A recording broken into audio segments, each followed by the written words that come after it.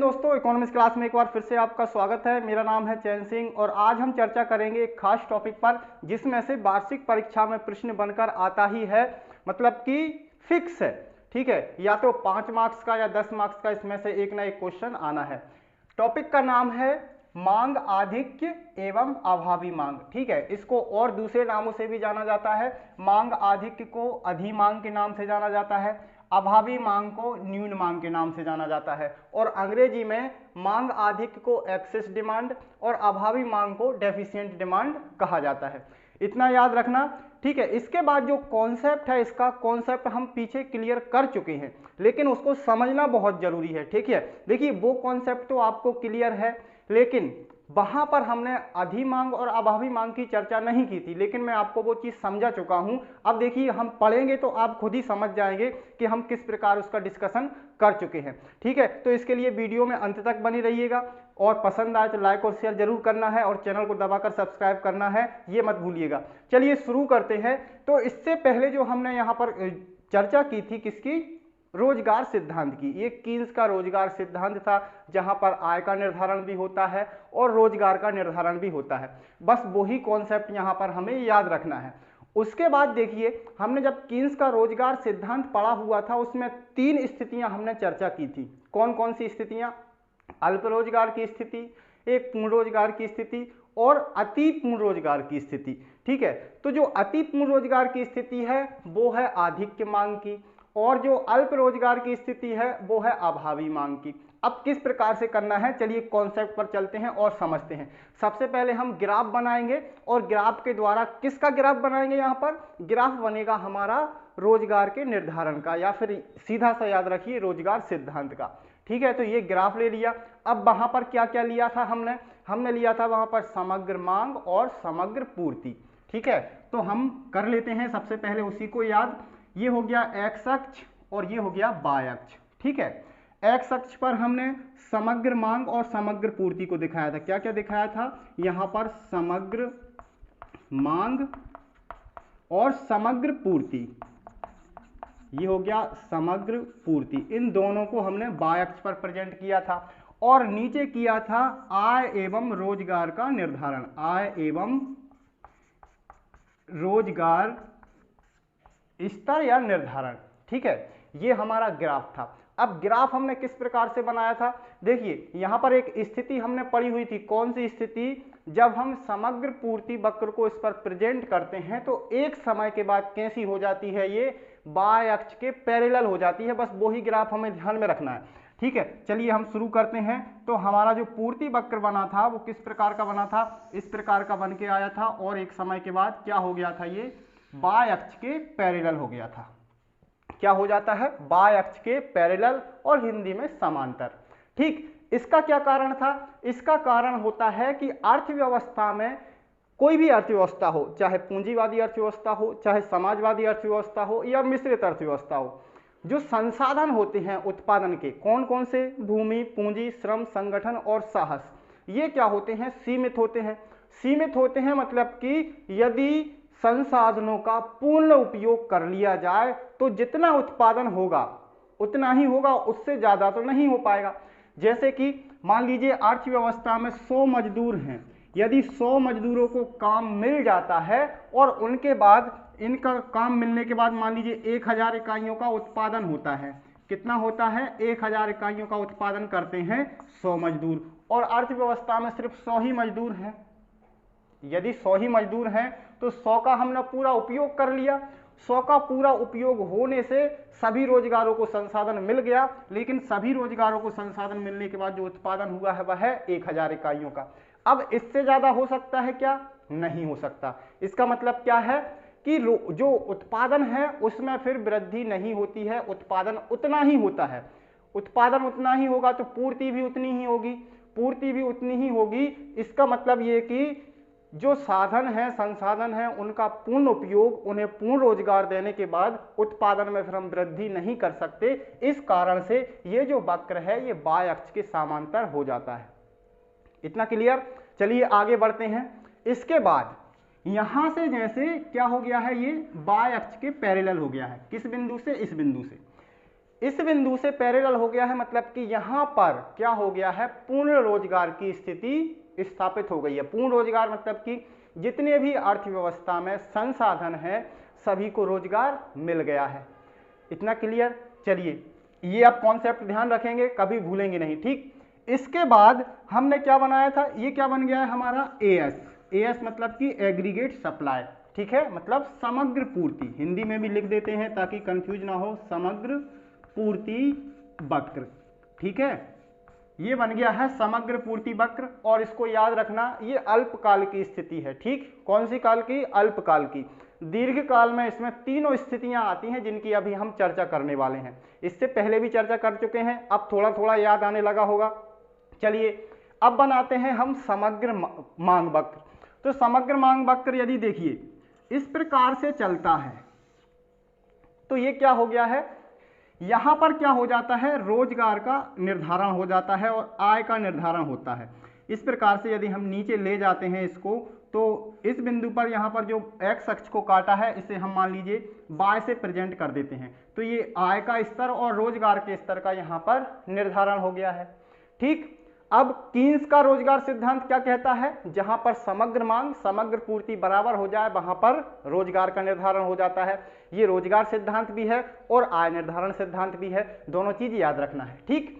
तो ये किसका वक्र हो गया, ये वक्र हो गया है हमारा समग्र मांग का, ठीक। इसको लिख लेते हैं हम, ये हो गया समग्र मांग वक्र।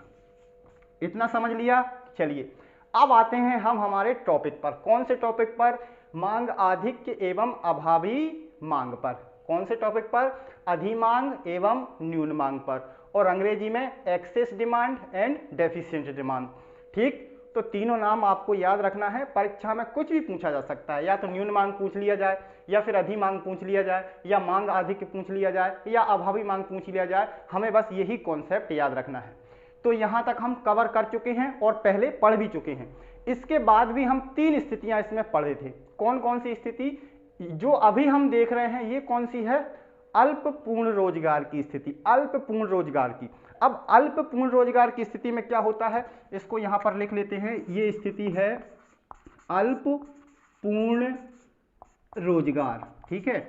अल्प पूर्ण रोजगार मतलब कि जो समग्र मांग वक्र होता है समग्र पूर्ति वक्र को पहले ही काट देता है। क्या हो जाता है? पहले ही काट देता है। अब इस दृष्टि से मतलब कि कीन्स के सिद्धांत के अनुसार यदि हम समझें तो यहां पर पूर्ण रोजगार की स्थिति स्थापित हो गई है, लेकिन हमारे पास संसाधन कहां तक है? यहां तक उत्पादन करने के लिए। कहां तक? यहां तक उत्पादन करने के लिए हमारे पास क्या है? संसाधन है, जहां से ये समग्र पूर्ति वक्र क्या हो गया है? एक्स अक्ष के पैरेलल हो गया है, समांतर हो गया है, वहां तक हमारे पास क्या है? संसाधन है। तो हम इस बिंदु को कर लेते हैं संसाधनों की संख्या, संसाधनों की संख्या, ताकि आपको याद रहे और समझ में आए, ठीक है। इतने संसाधन है, मांग क्या है इस समय? कम है। कैसी है? संसाधन इतने हैं, हम इतने संसाधनों का प्रयोग कर सकते हैं, लेकिन मांग उतनी बाजार में है नहीं। क्या है? मांग इतनी बाजार में है नहीं। तो ये क्या हो गया? अब यहीं पर समझ लीजिए, यहां पर क्या है? मांग कम है। किससे? पूर्ति से। मतलब हमारे पास संसाधन है, हम और उत्पादन करके पूर्ति कर सकते हैं, लेकिन बाजार में क्या है? मांग कम है। बाजार में कैसी है स्थिति? मांग कम है, क्योंकि समग्र मांग वक्र पहले ही काट दे रहा है। किसको? समग्र पूर्ति वक्र को पहले ही काट दिया, तो संतुलन का बिंदु निर्धारित हो गया। अब मतलब यहां पर संतुलन, ये जो संतुलन यहां पर निर्धारित हुआ है, ये संतुलन क्या कह रहा है? ये संतुलन कह रहा है कि बाजार में जो मांग है वह कम है। मांग कैसी है? कम है। तो ये जो स्थिति है ये किसकी हो गई है? फिर ये स्थिति हो गई है न्यून मांग की। कौन सी स्थिति? न्यून मांग की, ठीक। मतलब कि पूर्ण रोजगार यहां पर स्थापित हो गया है, फिर भी अर्थव्यवस्था में संसाधन बचे हुए हैं, क्योंकि हमारे पास संसाधन जैसे ये बाय है, ठीक। यहां पर तो रोजगार स्थापित हो गया है, लेकिन यहां पर यदि हम देखेंगे तो यहां तक हमारे पास संसाधन है बाय वन तक, ठीक है। यानी बाय से बाय वन तक हमारे जो संसाधन है यहां से यहां तक अभी क्या पड़े हुए हैं? बेरोजगार पड़े हुए हैं, ठीक है। किस कारण से पड़े हुए हैं? न्यून मांग की वजह से। यहाँ की जो स्थिति है यहाँ से यहाँ तक, ये क्या है? ये न्यून मांग की स्थिति है। इसे हम कहेंगे अभावी मांग और न्यून मांग, ठीक। अब इसकी हम कर लेते हैं परिभाषा। क्या कर लें, परिभाषा कर लें। तो परिभाषा क्या लिखेंगे, पूर्ण रोजगार स्थापित होने के लिए, ठीक है, किसके लिए, पूर्ण रोजगार की स्थिति स्थापित होने के लिए। पूर्ण रोजगार क्या कहता है, पूर्ण रोजगार मतलब कि अर्थव्यवस्था में जितने भी संसाधन हैं सभी को काम मिल जाए, जो काम चाहते हैं और योग्य हैं, ठीक है, ये पूर्ण रोजगार की स्थिति होती है। लेकिन यहाँ पर देखिए क्या है, उतनी मांग ही नहीं है कि पूर्ण जो सभी संसाधन है उनको काम मिल पाए। तो यहाँ पर कैसी स्थिति हो गई है, अपूर्ण रोजगार की स्थिति। ये किस कारण से हुई है, कम मांग के कारण। तो इसको क्या कहेंगे हम, अभावी मांग, ठीक है, अभावी मांग, न्यून मांग और डेफिशिएंट डिमांड, ठीक। इसको अब हम करते हैं क्या, परिभाषित। तो परिभाषा इसकी क्या लिखेंगे, परिभाषा लिखेंगे हम, पूर्ण रोजगार स्थापित करने के लिए आवश्यक मांग। मांग कहां तक होनी चाहिए थी, यहां तक होनी चाहिए थी। यदि ये समग्र मांग वक्र यहां से चलकर इस प्रकार से इसको काट देता है, किसको काट देता है, इस बिंदु पर आ जाता है और यहीं पर हमारा रोजगार का निर्धारण हो जाता है। मतलब कि इस बिंदु पर समग्र मांग समग्र पूर्ति वक्र क्या हो जाए, बराबर हो जाए, तो यहाँ पर रोजगार का निर्धारण होगा। यहाँ पर रोजगार का निर्धारण होगा मतलब कि सभी संसाधनों को रोजगार मिल गया है। लेकिन रोजगार का निर्धारण कहाँ हो गया है, पहले ही हो गया है, पहले हो गया है। इसका मतलब क्या हुआ कि मांग तो कम हो गई है, क्योंकि ये देखिए ये पूर्ति वक्र है और यहाँ से ये समग्र मांग वक्र है। अब जब पूर्ति से मांग कम होती है तो उस स्थिति में क्या हो जाता है, अपूर्ण रोजगार की स्थिति, ठीक। तो पूर्ण रोजगार की स्थिति स्थापित करने के लिए समग्र मांग जब समग्र पूर्ति से कम होती है तो उस स्थिति को कहा जाता है न्यून मांग, अभावी मांग और डेफिशिएंट डिमांड। इतना समझ लिया, ठीक है। इसके बाद हमने एक स्थिति यही समझी हुई थी पूर्ण रोजगार की, किस प्रकार से कि ये जो समग्र मांग वक्र है ये कहां पर काट दे, यहां पर काट दे, इस बिंदु पर काट दे, तो क्या हो जाएगा, सभी संसाधनों को रोजगार मिल गया है।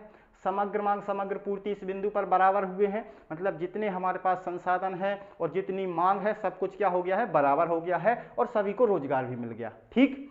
अब न्यून मांग का कॉन्सेप्ट कभी नहीं भूलोगे, इतना समझ लिया। चलिए इसके बाद अब हम बढ़ते हैं कहां पर, मांग आधिक्य पर। तो मांग आधिक्य के लिए याद कीजिए हमने एक ग्राफ बनाया था। किस प्रकार का ग्राफ बनाया था, ये ग्राफ बनाया था इस प्रकार का, ठीक है। ये क्या है, ये भी हमारा समग्र मांग वक्र है। कौन सा वक्र है, समग्र मांग वक्र। अब ये जो वक्र है ये लिख लेते हैं हम दूसरा और ये लिख लेते हैं पहला, ठीक। ये समग्र मांग वक्र पहला है जो क्या दिखा रहा है कि समग्र मांग क्या है, समग्र पूर्ति से कम है। जितनी हमें आवश्यकता थी अर्थव्यवस्था में संतुलन स्थापित करने के लिए, कौन सा संतुलन, रोजगार का, ठीक। रोजगार का निर्धारण लेकिन पहले ही हो गया और हमारे पास जो संसाधन थे वो बेरोजगार रह गए। अब ये स्थिति क्या कह रही है, समग्र मांग वक्र 2 पर, समग्र मांग वक्र 2 पर क्या कह रही है कि मान लीजिए यहां पर क्या हो गया है, रोजगार का निर्धारण हो गया है इस बिंदु पर, ठीक है। अब यहां पर ये दूसरी स्थिति देख रहे हैं हम, तो ये हो गया है क्या, संतुलन का बिंदु, यही पढ़ी थी हमने, ये हो गया संतुलन बिंदु। अब संतुलन बिंदु इसका निर्धारण होने से हमें क्या समझ में आ गया, ये पहला वाला बिंदु है और ये दूसरा वाला बिंदु, ठीक है, ये न्यून मांग का और ये अधिमांग का, ठीक। क्या हो गया है, संतुलन बिंदु यहां पर निर्धारित हो गया है, सभी को रोजगार मिल गया है, सभी संसाधन लग गए हैं काम में। अब जितना उत्पादन हो रहा है उससे ज्यादा हम उत्पादन नहीं कर सकते, ठीक। फिर भी बाजार में मांग क्या है, बनी हुई है। तो ये जो अधिक मांग है, ठीक है, यहां तक हमारी मांग होना चाहिए थी, मतलब कि जितने उत्पादन होगा उतनी मांग होगी, तो क्या हो जाएगा, संतुलन बिंदु स्थापित हो जाता है। जहां पर समग्र मांग समग्र पूर्ति दोनों बराबर हो जाती है, वहां पर रोजगार का निर्धारण और आय का निर्धारण होता है। ये कीन्स का रोजगार सिद्धांत और आय निर्धारण सिद्धांत हमें बताता है। लेकिन यहां पर निर्धारण तो हो गया है किसका, संतुलन बिंदु का। लेकिन यहां पर देखेंगे यदि हम, तो जो मांग है समग्र मांग वक्र 2 यदि वर्तमान स्थिति है, तो यहां पर ये जो इतनी अधिक मांग है ये किसको प्रेजेंट कर रही है, ये कर रही है मांग आधिक्य को। किसको, मांग आधिक्य या फिर अधिमांग को, मांग आधिक्य या फिर अधिमांग, ठीक। दोनों स्थितियां समझ में आ गई, मांग आधिक्य या फिर अधिमांग, समझ लिया। क्या है कि जहां पर पूर्ण रोजगार की स्थिति स्थापित हो जाती है, अर्थव्यवस्था में सभी संसाधनों को काम मिल जाता है, फिर भी बाजार में जो मांग बनी हुई है उसकी पूर्ति नहीं हो पा रही है, तो ऐसी मांग को क्या कहा जाता है? अधिमांग कहा जाता है, मांग आधिक्य कहा जाता है, ठीक है, और अंग्रेजी में एक्सेस डिमांड कहा जाता है। अब इसकी परिभाषा हम किस प्रकार से लेंगे? इसको देखिए, हम परिभाषा किस प्रकार से करेंगे? अर्थव्यवस्था में पूर्ण रोजगार की स्थिति स्थापित करने के लिए जितनी समग्र मांग की आवश्यकता होती है, अर्थव्यवस्था में यदि उससे अधिक मांग स्थापित होती है या पाई जाती है, तो ऐसी मांग को क्या कहा जाता है? अधिमांग कहा जाता है। क्या कहा जाता है? अधिमांग कहा जाता है। दोनों कॉन्सेप्ट क्लियर हो गए? बस यही इसका बेसिक है। ये बेसिक आपने याद कर लिया, समझ लिया अच्छे से, तो आप अधिमांग और अभावी मांग, अधिमांग और अभावी मांग, या फिर मांग अधिक या फिर न्यून मांग, किसी की भी परिभाषा आ जाए, किसी के बारे में भी पूछ लिया जाए, आप उसकी आसानी से विश्लेषण कर सकते हैं, व्याख्या कर सकते हैं या उसको लिख सकते हैं। इसमें कोई डाउट है? डाउट तो नहीं होगा मेरे हिसाब से, क्योंकि 2 बार हमने पढ़ लिया है। एक बार कहां पर पढ़ा? पूर्ण रोजगार की स्थिति में। अभी कहां पर पढ़ रहे हैं? अधिमांग में और न्यून मांग में, ठीक है। तो कॉन्सेप्ट 2 बार क्लियर कर लिया है हमने, तो इस हिसाब से कोई डाउट नहीं होना चाहिए। और फिर भी डाउट है तो कमेंट कीजिए। आप कमेंट नहीं करेंगे तो फिर हमें मालूम नहीं पड़ेगा, तो फिर हम आगे उसकी वीडियो भी लेके नहीं आएंगे। यदि आप कमेंट करके बताएंगे कि समझ में नहीं आ पाया है, कहाँ पर डाउट है, तो फिर उसका सॉल्यूशन आपको दिया जाएगा। तो आज के लिए देखिए हम यहीं पर छोड़ देते हैं। यहाँ पर हमारे दोनों कॉन्सेप्ट क्लियर हो गए, न्यून मांग अधिमांग और आधिक्य मांग अभावी मांग। इसके बाद अब इसके हम क्या रह गए हैं? कारण। कारण कौन से होते हैं या फिर इसके प्रभाव क्या पड़ते हैं, इस प्रकार की जो स्थिति आती है उसको दूर किस प्रकार से किया जाता है, ये 3 प्रश्न और इसमें से बन के आते हैं। तो वो बहुत कम परीक्षा में पूछे जाते हैं, हालांकि हम उन पर चर्चा करेंगे, सेपरेट क्लास लेंगे सभी की, ठीक है। तो एक बार अगली क्लास जो होगी हमारी अधिमांग पर हम कर लेंगे, अधिमांग के कारण क्या होते हैं और इसका प्रभाव क्या पड़ता है अर्थव्यवस्था में। इसके बाद इसके उपाय क्या है, यदि बाजार में मांग अधिक है, ठीक है, और हमारे पास संसाधन नहीं है, तो फिर अर्थव्यवस्था में संतुलन कैसे स्थापित किया जाए। या फिर हम ये कहें कि यदि अर्थव्यवस्था में मांग अधिक है तो उसको कम कैसे किया जाए, कैसे पूर्ति बढ़ाएं हम, ठीक है। वहां पर एक समस्या होती है। देखिए अर्थशास्त्री के लिए कई सारी समस्याएं होती हैं। यदि बाजार में मांग कम है तो भी समस्या है, बाजार में मांग अधिक है तो भी समस्या है। संतुलन की स्थिति कहां पर स्थापित हो, इसके लिए सरकार, अर्थशास्त्री और हमारे जो उद्योगपति होते हैं वो सभी इस पर काम करते हैं। इसके लिए बड़ी बड़ी कमेटियों का गठन होता है, ठीक है। तो ये सब आपको पढ़ना है, समझना है। अर्थशास्त्र में आप जितने आगे बढ़ेंगे, जैसे आप बीए में जाएंगे, बीए में इकोनॉमिक्स लेंगे, तो वहां पर यही कॉन्सेप्ट और विस्तृत तरीके से आपको मिलेगा। जैसे अभी हम इसके कारण, देखिए अभी आपके सिलेबस में सिर्फ ये 2 ही पॉइंट हैं। यदि हम सिलेबस की दृष्टि से समझें तो यहां तक आपका सिलेबस कंप्लीट हो गया है, ठीक है। इसके बाद अगर आपको और समझना है, विस्तृत रूप से समझना है, यदि आप ये समझ लीजिए आगे बीए की आप तैयारी कर रहे हैं और दूसरी जो क्लासेस हैं, दूसरे जो एग्जाम है उनकी तैयारी कर रहे हैं, तो फिर आपको क्या करना पड़ेगा? मांग के कारण, अधिमांग के कारण समझना पड़ेंगे, उसके प्रभाव समझना पड़ेंगे कि अर्थव्यवस्था में इसका क्या प्रभाव पड़ता है और हम इसको किस प्रकार से दूर कर सकते हैं, उसके उपाय समझेंगे, ठीक। तो आज के लिए इतना काफी है। वीडियो को लाइक शेयर जरूर करें, चैनल को दबाकर सब्सक्राइब भी करें और मिलते हैं अगले वीडियो में। तब तक के लिए जय हिंद, वंदे मातरम।